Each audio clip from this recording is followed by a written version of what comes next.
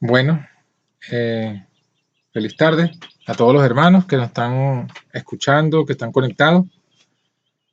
Feliz tarde. Vamos a estudiar un tema importante, sobre todo por lo, digamos, pensando un poco en la situación en la que ha pasado hoy, ¿no? Ayer y hoy, este fin de semana. Para encontrar un poco del consuelo, un poco de dirección, de saber cuál es lo que Dios nos manda. Digamos, exactamente el punto que quiero tratar es de cómo actuar según la Biblia ante la apostasía. ¿Qué debemos hacer ante la apostasía? Principalmente eso tiene que ver con muchas preguntas que uno tiene acerca, bueno, ¿qué es la iglesia? ¿Será que estamos mal por estar salidos fuera de la iglesia o de la denominación? Algunos lo llaman iglesia. ¿Será que es la voluntad de Dios? ¿Será que nos hemos adelantado, ¿no?, al Señor? Entonces, un poco para abordar eso, un poco para poder tener el fundamento bíblico y entender si estamos en el camino correcto o no. Entonces, bueno, comencemos con esa pregunta: ¿qué es la iglesia? Porque, digamos, nosotros estamos, ya por lo poco que hemos estudiado, todavía faltan muchas cosas más para estudiar, pero las pocas cosas que hemos estudiado, nosotros sabemos la situación de apostasía que hay en el profeso pueblo de Dios. Entonces, hay muchas preguntas que surgen en ese contexto, y eso es lo que queremos entonces tratar, ¿no? Queremos tratar es eso. Vamos a comenzar con una parte profética y luego vamos a los conceptos bíblicos. Pero en la profecía se nos habla del pueblo de Dios, ¿sí? Uh-huh. En otras palabras, Dios siempre ha tenido un pueblo porque Jesucristo habló de que somos la luz del mundo y que Él desea tener una luz en este mundo de tinieblas. Él ha dejado sus representantes para dar un mensaje. Entonces, hablando del pueblo de Dios, todo el capítulo 12 de Apocalipsis nos habla del pueblo de Dios. De hecho, en el Apocalipsis, si lo vemos desde la perspectiva del Apocalipsis, vamos a encontrar la lucha entre dos mujeres. Una mujer que es ramera, que tiene hijas porque es la madre, en contraste con una mujer que aparece en Apocalipsis 12, vestida de sol, con la luna debajo de sus pies, con la corona de 12 estrellas. Entonces encontramos allí el contraste entre esas dos mujeres. En la Biblia, la mujer simboliza ¿a quién? A la iglesia, al pueblo de Dios, a la iglesia. Todo lo que es Apocalipsis habla de esa historia, de ese pueblo, de esa iglesia. Pero en el versículo 17, que es el que queremos centrarnos, encontramos la profecía, ¿no? Bueno, vamos a leerlo del 16 y 17. Eso va a ser rápido porque nosotros, digamos, como adventistas ya tenemos diversos conceptos. Si esto fuese para un estudio para alguien que está comenzando, requeriría de más información, o sea, de estudios previos. Pero nosotros sabemos varios símbolos aquí, vamos a repasarlo. Apocalipsis 12, 16. Después que habla de la historia de la mujer durante los 1260 años de persecución papal, es decir, la historia de la iglesia, en el versículo 16 dice: y la tierra ayudó ¿a quién? A la mujer. Y la tierra abrió su boca y sorbió el río que había echado el dragón. ¿De quién? De su boca. Entonces aquí encontramos, digamos que la penúltima historia de la iglesia. ¿Por qué penúltima? Bueno, es el penúltimo versículo de todo el capítulo. O sea, el capítulo 12 de Apocalipsis habla de la historia de la iglesia de Cristo, desde Cristo hasta el fin. Y en los versículos que no hemos leído habla de cómo el dragón persiguió a la iglesia cuando nació Cristo, cómo la iglesia fue al desierto, fue sustentada por 1260 años. Luego en el versículo 15, que está justo antes que esto, habla de un ataque de la serpiente. Dice: la serpiente echó de su boca tras la mujer agua como un río, Y ese versículo 15 representa las últimas persecuciones que sufre la iglesia en Europa. En Europa, la iglesia estuvo perseguida 2 veces en Europa. Primero, durante los 1260 años. Luego, por los mismos protestantes, que ya se habían acomodado. Es decir, en Inglaterra, el anglicanismo, que había salido de la iglesia católica por la persecución, se constituyó en la iglesia oficial. Y luego, ese anglicanismo persiguió a los que no estuviesen unidos a ellos. Ya no fue esta persecución que aparece en el versículo 15 de la serpiente que echa su agua tras la mujer. Eso no es la iglesia católica, eso es los anglicanos, es decir, los protestantes ya en apostasía, que persiguen a la mujer, y eso hace que la mujer huya. ¿Quién ayuda a la mujer? La mujer que estaba en Inglaterra. Estados Unidos, correcto, y eso lo dice el versículo 16. La tierra ayuda a la mujer. Nosotros sabemos en la profecía, ¿verdad?, que hay dos símbolos principales: agua y tierra. En el agua, justamente, el contraste, ¿quién está sentado sobre las aguas? ¿Qué mujer está sentada sobre las aguas? En Apocalipsis 17, ¿verdad?, dice que la gran ramera Babilonia está sentada sobre muchas aguas, ¿sí o no? ¿Se acuerdan? Sí. Y eso representa a la iglesia católica. ¿Y esas aguas qué representan? En el versículo 15 dice, en Apocalipsis 17, 15, dice: las aguas que has visto donde la ramera se sienta son muchedumbres, naciones, pueblos y lenguas. O sea, es un lugar de la tierra donde hay varias naciones con diversas lenguas. ¿Qué otro lugar puede ser ese sino Europa? Entonces, en las aguas en la Biblia representa Europa. Pero ahora aquí aparece otra mujer que huye de esas aguas, huye de Europa y es ayudada en la tierra. ¿Quién es esa? Ese es el pueblo remanente que va a América, que huye de Inglaterra,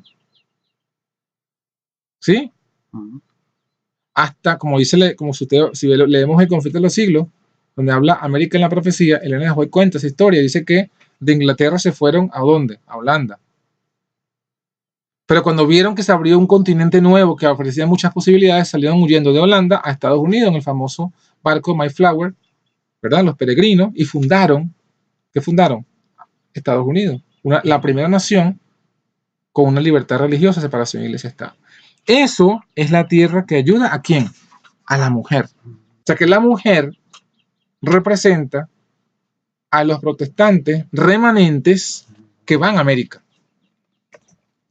¿Sí o no? Sí. ¿Por qué es importante saber esto? Para poder entender el versículo 17.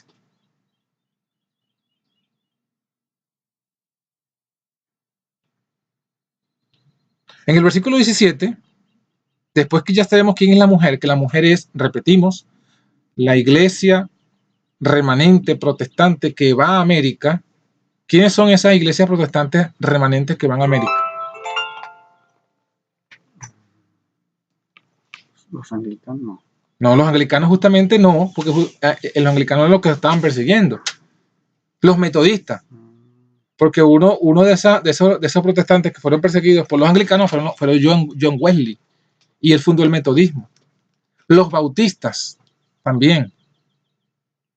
Porque, por ejemplo, Lutero y Calvino no creían en el rebautismo. Es decir, todavía ellos bautizaban, creían en el bautismo infantil. Los vegetarianos también. Ajá. Pero entonces surge un remanente de ese protestantismo que avanza en la luz, que los protestantes no habían avanzado, y ellos, los protestantes, los persiguen a ellos. Y esos son el que une a América. No es el luteranismo, no es el calvinismo, no es el anglicanismo, es el remanente de esas iglesias que avanzó un paso más en la verdad que ellos avanzaron, pero se estancaron. Lo dice el Conflicto de los Siglos. Cuando murió Lutero, cuando murió Calvino, cuando murieron sus líderes, entonces ellos se enfriaron, se conformaron, se hicieron iglesias nacionales, es decir, iglesias oficiales del Estado, y bueno, ahí entró la apostasía.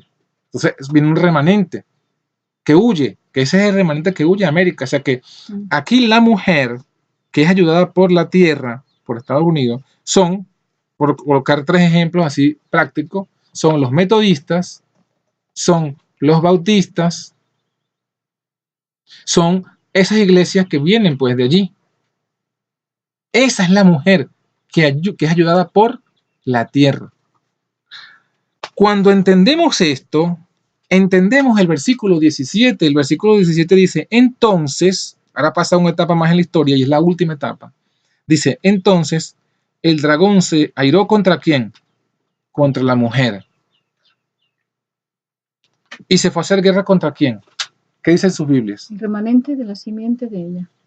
Ajá. Se fue a hacer guerra contra el remanente de la simiente o de la descendencia ¿de quién? De la mujer. Entonces, aquí hay tres figuras hay en el versículo 17. 3 figuras hay en el versículo 17 de Apocalipsis 2, que son, 1, la mujer. ¿Sí? 2, ¿cuál es el segundo que viene después de la mujer? Remanente. No. Dragón, hacer guerra contra el remanente de la simiente de ella. Entonces el dragón se enfureció contra la mujer. ¿Y se fue a hacer guerra contra quién? Contra el remanente de la simiente de ella. Ajá, entonces, ¿qué otra figura hay?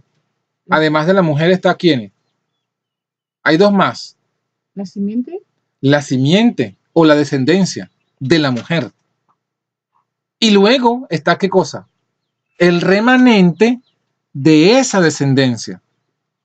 ¿Sí ven? ¿Sí ven las 3 figuras? Está la mujer, está la descendencia de la mujer y está el remanente de la descendencia. No son lo mismo. La descendencia es un grupo y el remanente de la descendencia es lo que queda de ese grupo. Y está la mujer. ¿Sí lo vemos? Sí, hermana Ana. Sí. ¿Quién es la descendencia? ¿Qué significa la palabra descendencia? O simiente. Hijos, ¿no? Sí. Hijos. Sí. Entonces, si la mujer son los bautistas, si la mujer son los, como dijimos, los metodistas y todas esas iglesias que venían de la iglesia protestante y que salieron huyendo de Europa y se instalaron en América porque la tierra ayudó a la mujer. Si esas son la mujer, ¿quién fue la descendencia de la mujer? Los adventistas. Los adventistas, la iglesia adventista del séptimo día. Claro. Pero la Biblia dice que el dragón hace guerra no contra la descendencia, no contra la iglesia adventista del séptimo día, sino contra quién. Contra la simiente. No. La descendencia. No, léalo. ¿Contra qué? Entonces el dragón se enfureció contra la mujer. Y se fue a hacer guerra contra el remanente de la descendencia. De la simiente o de la descendencia. O el resto, que es lo mismo. Pero fíjense, es lo que queda de la iglesia adventista. El remanente de la iglesia adventista, si la descendencia es la iglesia adventista, el dragón hacer ira es contra el remanente de la descendencia, contra el remanente de la iglesia adventista, no contra toda la iglesia adventista. ¿Sí? Eso es lo que dice la Biblia. O sea, ahí está, el versículo lo dice muy claro. Cada palabra tiene su lugar. El dragón se iró contra la mujer y se fue a hacer guerra contra el remanente de la descendencia de ella. O sea, ella tiene una descendencia, pero el dragón no hace guerra contra la descendencia, sino contra el remanente de la descendencia, contra lo que queda fiel de la descendencia. Entonces, nosotros como adventistas siempre hemos estado estudiando las profecías y justificamos todo lo que creemos y cada paso que damos en las profecías. Pues aquí está en la profecía que de la iglesia adventista debe surgir y salir un remanente. Y que es sobre ese remanente donde se desata la ira del dragón. Y luego da las características. Guardan los mandamientos de Dios y tienen el testimonio de Jesucristo. Tienen el testimonio. Y eso lo reafirma. ¿Por qué? Porque el testimonio de Jesucristo sabemos que es el espíritu de profecía que se manifestó en el ministerio de Elena de White. O sea, tienen a Elena de White como profeta, vamos a resumirlo. No como una consejera. ¿Sí ven cuál es la diferencia entre una consejera y un profeta? Hombre, un profeta viene de Dios todo lo que dice. Todo lo que dice. Lo que es dice inspirado. el profeta es inspirado por Dios. Un consejero es alguien que da unos consejos, pero que no son necesariamente inspirados por Dios. ¿Y no? Entonces, es la evidencia que estamos analizando. O sea, esta es la profecía bíblica de la ira del dragón contra el remanente. Ahora, avancemos un poco más. Ahora sí, elaboremos más este concepto. Ya lo vemos en la profecía. ¿Sí o no? Ya lo vimos en la profecía. Ahora vamos si lo vemos en la profecía, vamos a seguir analizando entonces los conceptos de lo que es la iglesia. ¿Sí? Los conceptos de lo que es iglesia. Entonces está mal dicho lo que dicen que la iglesia adventista escuchada, que es el remanente. No, en la Biblia no Eso parece. Dicen muchos adventistas dicen, nosotros somos el remanente. Claro, es que ese es ese es el concepto que se maneja. O sea, se manejan conceptos para que la gente se mantenga afianzada allí, ¿no? Y no es correcto. No es correcto porque en la profecía aquí está el orden claramente especificado. Claramente especificado. Es más, de forma sencilla, el versículo 17 se está cumpliendo. O sea, si la iglesia adventista fuera el remanente, ¿qué debería estar pasando según el versículo 17? El dragón debería estar haciendo guerra contra ella. ¿Y lo está haciendo? No, se están uniendo. Entonces, pero aquí la profecía dice que la guerra es contra el remanente de los adventistas. Contra el remanente, contra el resto. Contra la iglesia verdadera. Pero eso aún no está pasando, o poco a poco. Bueno, está pasando. Se están uniendo con el ecumenismo. No, está pasando la persecución. Está hablando de la persecución. Si nosotros somos el remanente, lo que estamos apartándonos no del mensaje adventista, sino el liderazgo de apostasía, deberíamos estar siendo perseguidos, ¿no? Lo que me imagino que estás preguntando. Pero es lo que está pasando. ¿Cómo somos tratados nosotros en las sinagogas? Como disidentes. Cuando predicamos el mensaje, ¿cómo es la reacción de los que tienen cargos en la iglesia? Se airan. Y si pudieran, te cayeran a golpe. Es más, hay casos donde ha ocurrido que los han caído a golpe. O sea, esto no es exageración. Ahora, vamos a ver lo que es la iglesia. Habiendo entendido esto, vamos a ver lo que es la iglesia remanente. Iglesia remanente. Para poder comprender eso, ¿no? Bueno, el texto clásico, Mateo capítulo 16, Jesucristo habla de esto. Mateo 16.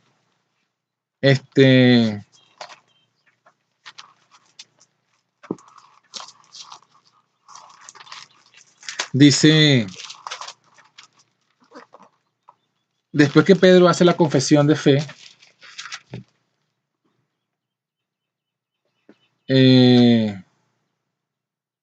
de que confiesa que Jesucristo es el Hijo del Dios viviente, entonces Jesús le dice en el versículo 17, Mateo 16, 17, bienaventurado eres, Simón, hijo de Jonás, porque no te lo reveló carne ni sangre, mas mi Padre que está en los cielos. Yo también te digo que tú eres Pedro, y sobre ¿cuál piedra? Sobre la confesión de fe que Pedro acaba de hacer. Sobre esa piedra edificaré mi iglesia, y las puertas del infierno no prevalecerán contra ella. Y a ti te daré las llaves del reino de los cielos, y todo lo que ligares en la tierra será ligado en los cielos, y todo lo que desatares en la tierra será desatado en los cielos. Entonces la iglesia es la que está colocada sobre qué roca.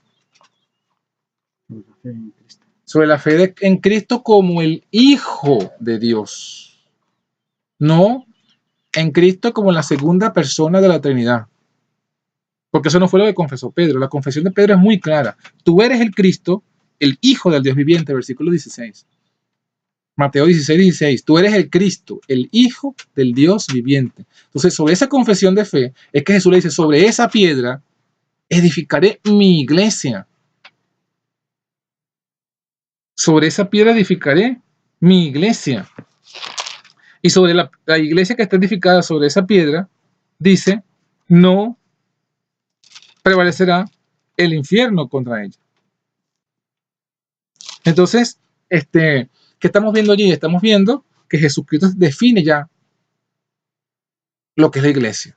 La palabra iglesia es una palabra griega que significa eclesia, pero es una palabra que está compuesta, ¿no? Eclesia. Eclesia. Lesia viene de pueblo, la leo, pueblo, llamados. La leo, llamados. Y ek es lo mismo que éxodo. Es lo mismo. Ajá, ek Salir. es una palabra salir. Entonces cuando dice ek, la leo llamado, ek, llamados afuera. Llamados afuera. Llamados a salir. Sí. La iglesia son los que son llamados a salir. A buscar a los hombres. No, salir de la apostasía. Salir fuera. Salir fuera. Son los llamados a salir fuera de la apostasía. Y eso sistemáticamente ha sido así en todos los tiempos. Cuando el pueblo de Dios entra en apostasía, Dios los llama a salir fuera. A reunirse aparte. Miren lo que dice Mateo 18. Jesús vuelve a mencionar la congregación, la iglesia, y la define. Después que explica lo que es cómo tratar con el que está en pecado abierto. Si peca, busca, lo reprendes. Si no, busca testigos. Si no, llama, dilo a la iglesia, ¿no? Versículo Mateo 18, 17. Si no oyere a ellos, dilo a la iglesia. Si no oyere a la iglesia, tenlo por gentil y publicano. Y Jesús vuelve a repetir lo que le dijo a Pedro. Y esta es la verdadera explicación de lo que le dijo a Pedro. De cierto os digo que todo lo que ligares en la tierra será ligado en el cielo, y todo lo que desatares en la tierra será desatado en el cielo. Entonces, la iglesia sí tiene la autoridad de atar y desatar. Es lo que dice la Biblia, es lo que dice Jesús. Pero no es Pedro. Es la iglesia. Pero ¿cómo la iglesia? En este contexto. En el contexto de Mateo 18. En el contexto de si la iglesia sigue los pasos tal como Jesús los ha descrito aquí. ¿Cuáles son los pasos? Si tú ves a tu hermano, lo reprendes tú y él solo. ¿Ese versículo qué es? Esa primera parte, primer paso, ¿qué es? ¿Qué labor es? ¿Qué labor es ese primer paso? Si tú ves a tu hermano, si tú o yo veo a mi hermano que peca y yo lo reprendo solo, ¿qué labor es esa? Que está en Ezequiel. De redimir. De redimir, pero en Ezequiel le da un nombre, la labor del atalaya. Ajá. Si tú ves que tu hermano hace algo, ¿verdad? Y no le dices nada, él morirá por su pecado. Pero su sangre yo la demandaré de tu mano. Pero si tú lo ves que peca y tú lo reprendes y él sigue pecando, bueno, él morirá por su pecado, pero tú habrás librado tu alma. Entonces aquí Jesús está hablando de la labor de la atalaya, pero no se queda allí. Fíjate que dice que si no te oye a ti, busca 2 o 3. Y si no los oye a ellos, llévalo a la iglesia. Si no oye a toda la iglesia, entonces ahí sí, sácalo de la iglesia. Tenlo. Porque ¿qué es la iglesia? Cuando él dice, ténganlo por gentil y publicano. O sea, es decir, ya no lo vean como antes, sino como un gentil o un publicano, o sea, alguien que ya no está en la fraternidad, alguien que no está en Cristo. Vuelvo a decir lo mismo, o sea, la iglesia es lo que están en Cristo. Y todos los que están en Cristo los debemos considerar como un hermano o una hermana. Pero si alguien por su pecado persiste en el pecado, ya se muestra por eso que él no está en la roca, que él no está en Cristo. Tenemos entonces que ya no llamarlo hermano, ya no darle los privilegios de hermano, sino que ya ahora dice ténganlo por gentil y publicano. Y en ese contexto, Es en ese contexto y únicamente en ese contexto donde Jesús dice: lo que atares en la tierra será atado en el cielo. En otras palabras, cuando la iglesia, el remanente, porque iglesia no es una institución mundial. Ya lo vamos a ver. Bueno, vamos a leerlo para que tengamos bien el concepto claro. Sigámoslo leyendo en el versículo 19. Ahí mismo. Otra vez os digo que si dos de vosotros se convinieren en la tierra, de toda cosa que pidieren les será hecho por mi Padre que está ¿dónde? En el cielo. En los cielos. Versículo 20. Porque donde están dos o tres congregados en mi nombre, ahí estoy yo en medio de ellos. Entonces, ¿cuál es la iglesia? La iglesia es donde están dos o tres congregados en su nombre. El remanente. Pero fíjense que vuelve a enfatizar, y eso quiero que lo vean claro porque casi nadie lo dice, por no decir que nadie lo dice. La condición, Jesús lo vuelve a decir, donde están dos o tres congregados en mi nombre. ¿Cuál es su nombre? Jesús. Según lo que hemos estudiado en los estudios post. El Hijo de Dios. El nombre es Emmanuel. Dios con nosotros. Dios porque es hijo de Dios. Engendrado, literal. Si no, no es hijo. Y no en la carne. No que Jesús fue engendrado cuando se hizo hombre. Jesús fue engendrado desde la eternidad. Si nosotros creemos que Jesús es Dios porque es hijo de Dios y creemos que cuando se hizo hombre tomó carne de pecado, ¿no? Creemos en su nombre. Y si hay dos o tres que nos congregamos en esa fe, en esa creencia, esa es la iglesia. Ya Jesús que le dijo a Pedro: tú lo has confesado, yo soy el Hijo de Dios. Esa es la roca. Es decir, personas que no crean en el nombre de Jesús, que no crean que Jesús es Hijo de Dios y que tomó carne de pecado, ¿qué pasa con ellos? No son iglesia. No son iglesia. No están en la roca. Y Jesús dice que Él es donde hayan dos o tres congregados en esa fe, en su nombre, congregados en mi nombre. ¿Cuál es mi nombre? Dios Emmanuel, en la carne, Emmanuel, Dios con nosotros. Que es engendrado y que es el Hijo de Dios. Y que tomó carne de pecado.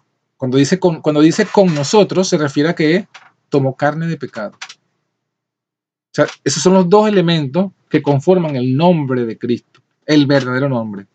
Emmanuel, Dios con nosotros.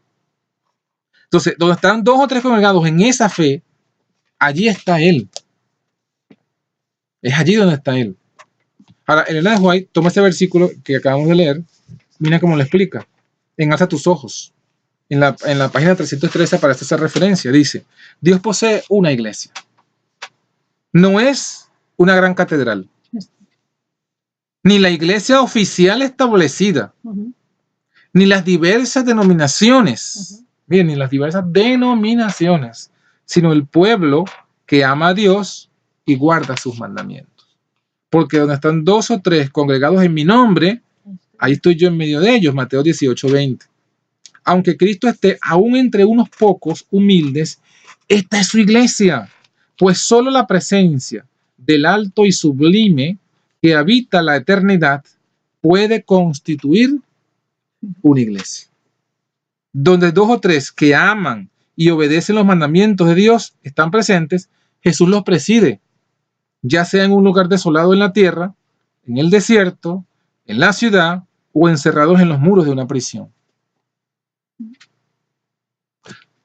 Si nosotros creemos en esta cita, ¿qué tenemos?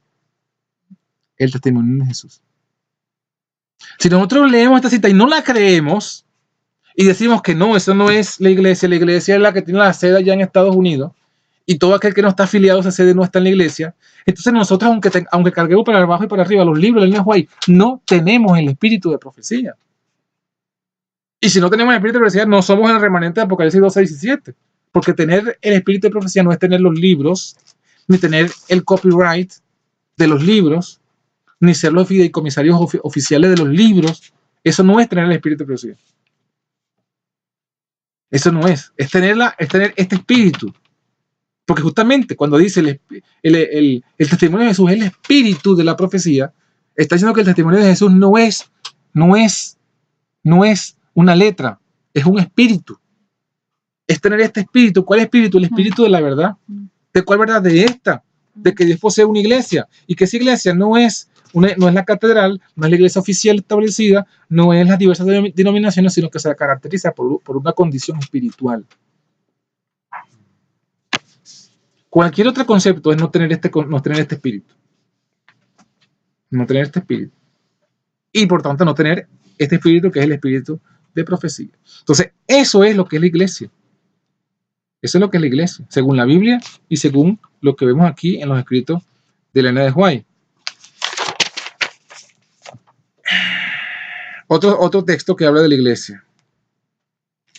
Lo vamos a leer en 1 Timoteo 3:15.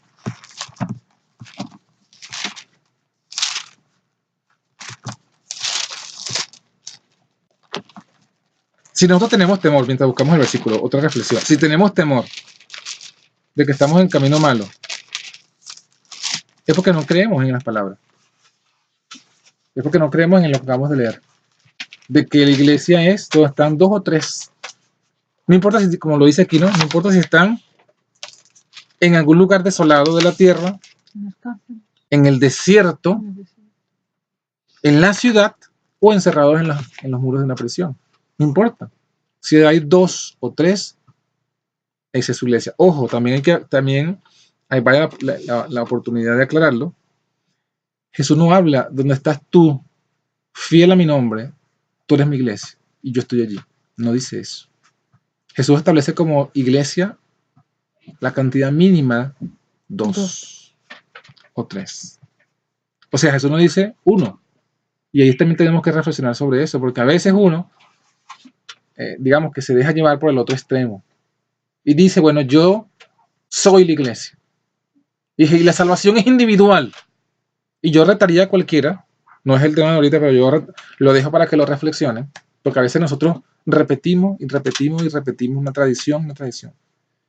Yo preguntaría, ¿dónde está escrito que la salvación es individual? ¿Dónde está escrito? Porque yo sé que la cara de sorpresa es, pero pareciera que eso como que es algo demasiado básico que todo el mundo lo acepta, pero es algo que se hace básico porque lo repetimos y lo repetimos, pero no hay ningún fundamento para eso. Es corporativo.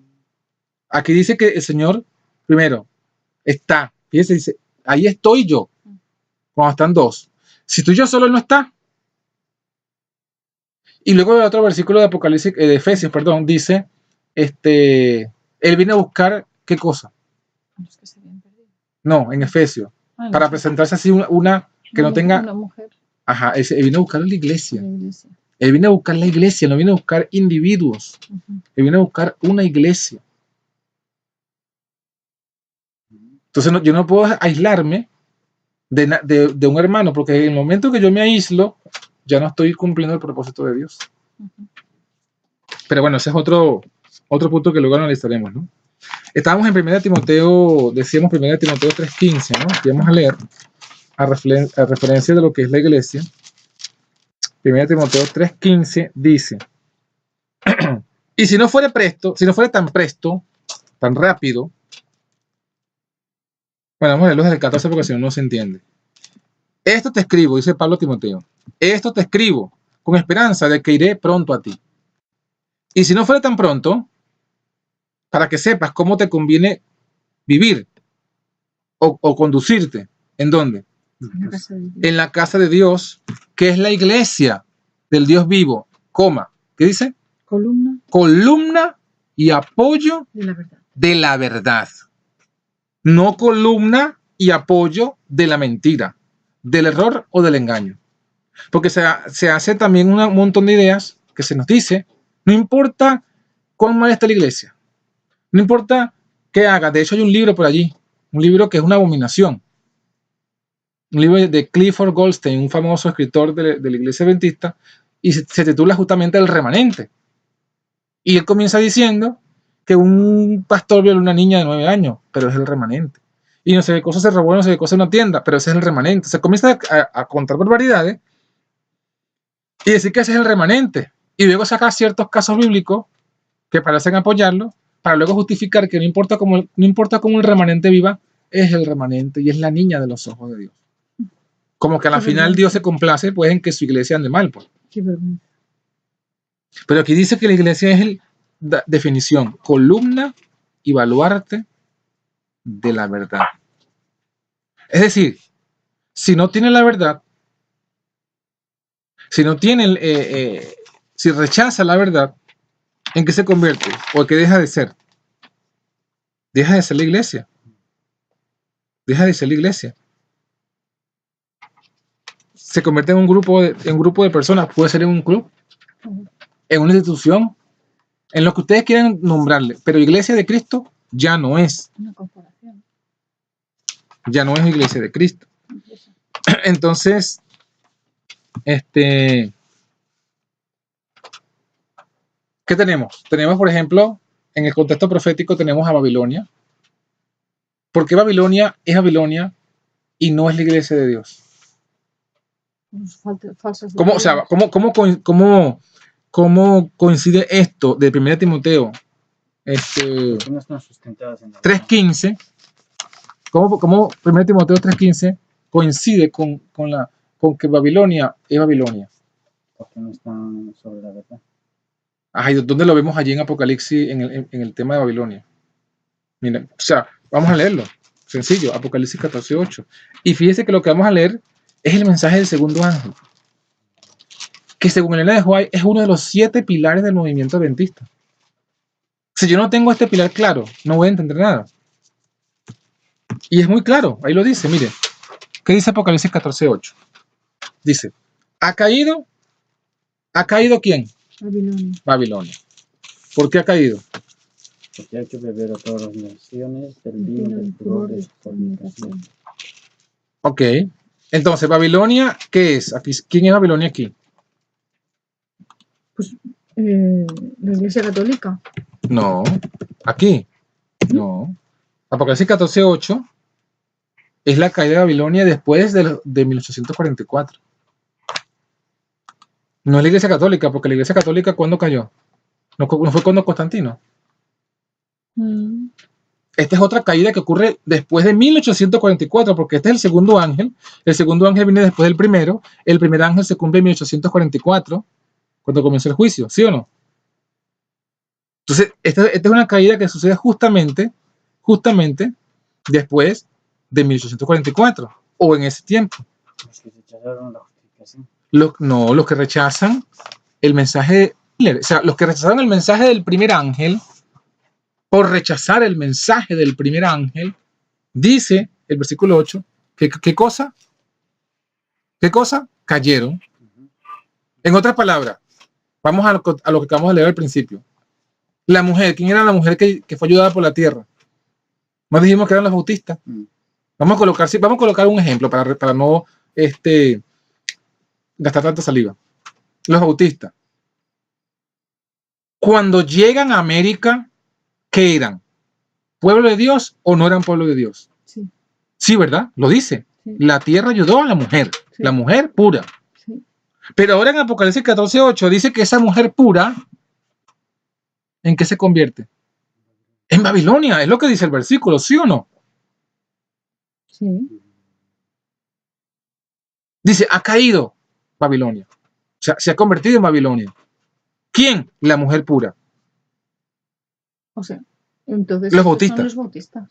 Y todos los que van en ese contexto, ¿no? Sí. Que están los bautistas, los metodistas. ¿Él de qué iglesia era? Metodista.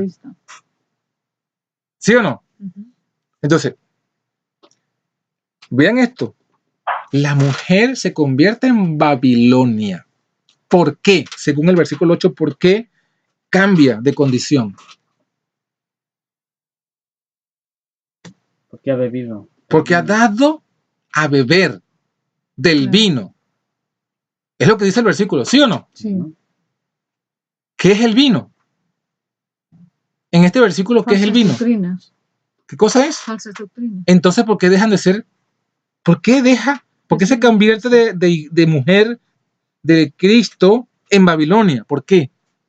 Porque tienen falsas doctrinas. Pues comienza Porque ha creído en otra. En el vino, en las falsas doctrinas. Pero ¿cuál vino? Fíjense que el versículo es muy preciso. Dice, ¿por qué ha dado a beber del vino del furor? ¿De quién? De su fornicación. ¿De cuál fornicación? Pero ha fornicado con la Iglesia Católica, con los reyes de la tierra. los reyes de la tierra. O sea, vamos a traducirlo. Quien fornicó con los reyes de la tierra es la Iglesia Católica. Y a causa de esa fornicación, se fabricó un vino, el vino de su fornicación, el vino que vino como resultado de su fornicación, su falsa doctrina, que se originaron por la unión con los reyes de la tierra. Y como ahora Dios manda el primer ángel para purificar a esa iglesia de esa falsa doctrina, porque los bautistas salieron ¿de dónde? De la Iglesia Católica. Con una verdad seguro, pero conservaron en su fe todavía doctrinas que tienen origen en la Iglesia Católica. Ejemplo, el domingo. Viene el mensaje del primer ángel para purificar a la iglesia de esa doctrina. Y como ellos rechazan esa luz y se aferran a esa tradición católica, entonces ¿qué hacen? Se aferran al vino de Babilonia. Y al aferrarse, viniendo la luz y ellos aferrándose al vino de Babilonia, entonces la Biblia dice, bueno, entonces ha caído. Ha caído. Y esto es lo que dice 1 Timoteo 3:15. Si ya una iglesia no es columna y baluarte de la verdad, ya no es iglesia. Y en la profecía, no es iglesia de Cristo, se convierte en iglesia babilónica. Conflicto de los siglos, capítulo 22. Explicando justamente esto, justamente esta historia. Dice, hablando de Guillermo Miller, dice, como su obra tendía a la edificación de las iglesias, o sea, cuando Miller predicaba, como él predicaba la venida de Cristo y él no estaba haciendo ningún llamado a nadie a nada, las iglesias donde él predicaba se llenaban de miembros. ¿Y qué pasa cuando se llena una iglesia de miembros? Aumenta las entradas a la tesorería. Y las iglesias prosperan económicamente. A Miller le dieron una licencia a los bautistas como ministro, como autorizado para predicar. Entonces, ¿qué dice? Elena White explica eso. Dice, como su obra, la obra de Miller, tendía a la edificación de las iglesias, se la miró durante algún tiempo con simpatía. Pero cuando los ministros y los directores de aquellas se declararon en contra de la doctrina del advenimiento y quisieron sofocar el nuevo movimiento, no solo se pusieron allí desde el púlpito, sino que además negaron a sus miembros el derecho de asistir a predicaciones sobre ella y hasta de hablar de sus esperanzas en las reuniones de edificación mutua en la iglesia. Cualquier parecido con la realidad moderna no es mera coincidencia. Es profético, la historia se repite. La historia se repite. Leo de nuevo. De Miller, como su obra tendía a la edificación de las iglesias, se la miró durante algún tiempo con simpatía. Pero cuando los ministros y los directores de aquellas se declararon en contra de la doctrina del advenimiento y quisieron sofocar el nuevo movimiento, no solo se pusieron allí desde el púlpito, sino que además negaron a sus miembros el derecho de asistir a predicaciones sobre ella y hasta de hablar de sus esperanzas en las reuniones de edificación mutua en la iglesia. Así se vieron reducidos los creyentes a una situación crítica que les causaba perplejidad. Y aquí está la respuesta a nosotros. Aquí está la respuesta. Se vieron los creyentes reducidos a una situación crítica que les causaba perplejidad. ¿Cuál? Querían a sus iglesias. Queremos nosotros amamos o no amamos a la iglesia adventista. La misma situación crítica. Querían a sus iglesias y les repugnaba separarse de ellas. Pero al ver que se anulaba el testimonio de la palabra de Dios y que se les negaba el derecho que tenían para investigar las profecías, sintieron que la lealtad a Dios les impedía someterse. O sea, hay un punto en el cual nosotros no podemos someternos a la autoridad de la iglesia o de los dirigentes que están en apostasía. ¿Cuál es? Cuando lo que nos piden va en contra de lo que Dios nos dice. Por eso es que Pedro dijo, es necesario obedecer a Dios antes que a los hombres. Por eso es triste esta noticia de que muchos hombres líderes famosos están ahora sujetándose a los líderes que se sabe que están en apostasía y que están estableciendo una apostasía. No se puede uno someter. Entonces, ¿qué dice aquí? Continúo leyendo. Querían a sus iglesias, les repugnaba separarse de ellas, pero al ver que se anulaba el testimonio de la palabra de Dios y que se les negaba el derecho que tenían para investigar la profecía, sintieron que la lealtad hacia Dios les impedía someterse. No podían considerar como constituyendo la iglesia de Cristo a los que trataban de rechazar el testimonio de la palabra de Dios, columna y apoyo de la verdad. De allí que se sintieron justificados para separarse de la que hasta entonces fuera su comunión religiosa. En el verano de 1844, cerca de 50,000 personas se separaron de las iglesias. Conflicto de los siglos, capítulo 22, página electrónica, página 374. Aquí no solo... 1844. Sí, en el verano de 1844, cerca de 50,000 personas se separaron de las iglesias. Entonces, fíjense, la historia se está repitiendo.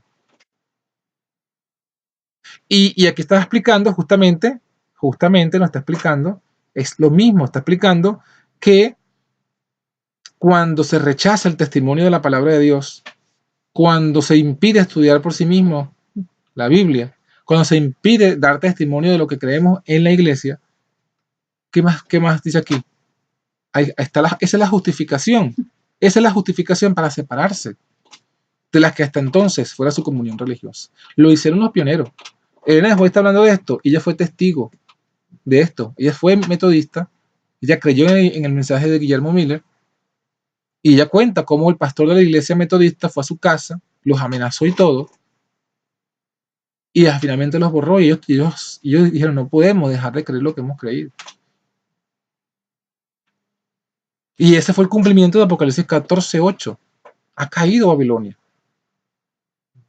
Pues la historia se repite porque en Apocalipsis 18 vuelve a hablar de la caída. En Apocalipsis 18 vuelve a hablar de la caída. En Apocalipsis 18, que es el cuarto ángel que viene después del tercero, nos vuelve a decir lo mismo. Versículo 2, clamó con fortaleza en alta voz, ha caído la gran Babilonia.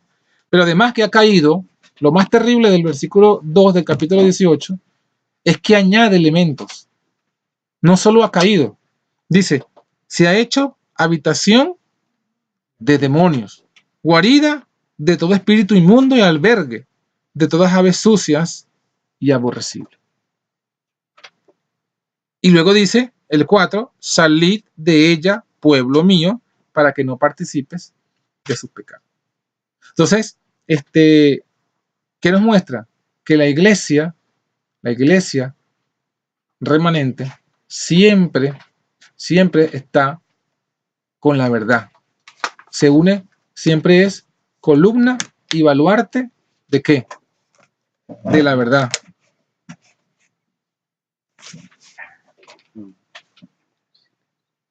Y en el momento que deja la verdad, que la rechaza, ya deja de ser iglesia. Es lo que ya deja de formar parte de la iglesia de Dios.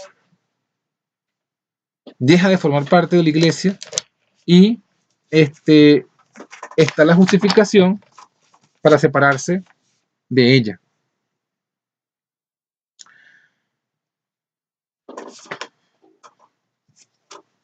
Bueno, pienso pues que hasta aquí podemos dejar el estudio por hoy. Hay muchas más cosas que se puede hablar de esto, pero lo que hemos hablado, los poquitos versículos que son muy contundentes, y la historia de los pioneros es muy contundente para hacernos entender eso. O sea, nosotros nos encontramos en la misma situación que se encontraban los pioneros. En la misma. Tristemente, se ha repetido la historia. Si tristemente la hermana Joay, sí, es verdad. Ella lo dijo, esperábamos. Ella en el libro de Evento de los Últimos Días dijo, esperábamos que no hubiese necesidad de otra salida. ¿Por qué? Porque hasta ese momento en que ella escribió eso, esa era la esperanza. ¿La esperanza de qué? De que la iglesia adventista no llegaría pues a apostatar. Pero Ya nosotros que estamos en el 2017, no solo estamos basados en profecía, estamos en la realidad que nos golpea en el rostro. No podemos negarlo. No podemos, como dice el dicho, no se puede tapar el sol con un dedo. Y no hay forma de justificarlo, no hay forma. O sea, someternos ahorita a los líderes de la iglesia adventista, de la denominación adventista, sería apostatar de la verdad. Ellos mismos lo han declarado. George Knight, en un libro que se llama Nuestra Identidad, publicado por la iglesia, en la primera página él dice: si los fundadores de nuestra iglesia estuviesen hoy con vida y tuviesen que votar, o sea, hacer un voto de las creencias de hoy día, él dice, los pioneros y Elena de White no se unirían a la iglesia. ¿Por qué? Porque ellos no creían con las creencias como lo creen hoy día. Así lo dice George Knight. O sea, él sabe lo que está diciendo, él lo reconoce. Él sabe que las creencias de hoy día, las doctrinas, no son las mismas que cuando Dios levantó al pueblo y cuando estaba la profeta en vida y cuando estaban los pioneros en vida. Y que si se diese la oportunidad de que ellos estuviesen en vida, ellos no se unirían a la iglesia. Y si no se unirían a la iglesia, entonces ¿qué harían ellos? Esa es la parte que él no menciona. Pues tendrían un grupo que se reunirían allí donde hay 2 o 3. Harían lo mismo que hicieron cuando en sus iglesias no se pudo mantener la verdad, comenzaron a reunirse aparte. Por eso, por estas evidencias bíblicas, por esas evidencias de la historia, por esas evidencias de los escritos de Elena de White, estamos plenamente justificados a dar el paso que estamos dando. ¿De qué? De no estar sujeto a la denominación, a la asociación. Nosotros no estamos diciendo que nosotros ya no somos adventistas, que no creemos en el mensaje adventista, que ahora más que nunca lo creemos. Pero lo que no estamos estamos como Elías. ¿Qué hizo Elías? Elías no podía sujetarse a Acab, porque Acab había establecido la adoración de un Dios falso en Israel. No podía Elías. ¿Y qué tuvo que hacer Elías? Bueno, aparte, tan aparte estuvo que en un tiempo Dios le envió fuera de Israel, lo envió a la viuda de Sidón. Entonces, bueno, hermanos, que el Señor nos bendiga y seguiremos pues este estudio de la iglesia en una segunda parte. Y estudiamos otros textos que hablan acerca de eso. Estudiamos lo que dice Elena de White, Apocalipsis 18, de las 3 Babilonias. Estudiaremos un poco de Romanos 9, 10 y 11, que nos habla también del remanente. Y en ese otro estudio sí cerramos entonces la idea completa. Pero ya con esto que tenemos suficiente evidencia. El Señor nos bendiga.